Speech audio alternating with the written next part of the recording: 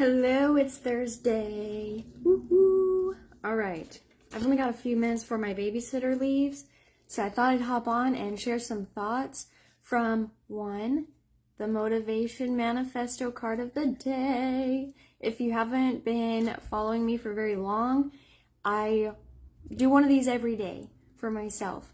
And sometimes they tie into thoughts that I want to share, and sometimes it's personal, so I don't. Eventually I'll probably always share, but anyway, the thoughts I had today while I am working through a 6-figure accelerator program with a coach,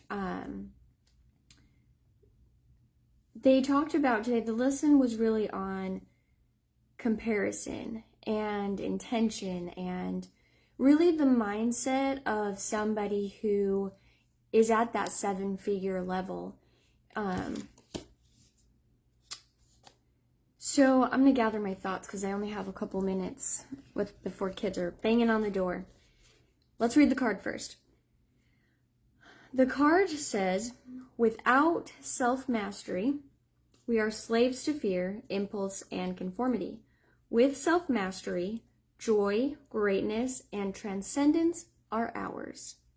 I'm going to read that again. Without self-mastery, we are slaves to fear, impulse, and conformity.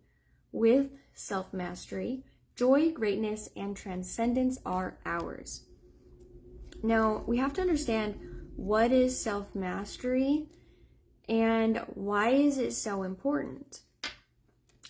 So I want to know your thoughts, and I'll touch on my version of self-mastery another time, but I want to hear what your version of self-mastery is. What comes to mind? What are your thoughts? What have you learned about self-mastery and why it's important to you? And so we'll marinate on that and pause there for self-mastery and discuss that for another talking point another time, because that's a good one. That's juicy, right? Juicy. I have been in a world with some people lately who use that word a lot. I don't think I've ever used it, but that was fun to say. And then let's jump into comparison really quickly. And then when I come back and talk about self-mastery, when we circle around on that again, after you share your thoughts with me on that one, we're going to tie it in. But for today, for the sake of time, we're going to just jump into my thoughts on comparison. So this coach in his program, he's talking about how comparison, and you've probably heard it before, is the thief of joy. When we're comparing ourselves to everybody else, we leave room for doubt. We leave room for putting a limit on our own capabilities. We stop ourselves from being able to honor where we are and our path in the progress that we're making. And especially on social media, this is such a hot topic in comparing ourselves to everyone else.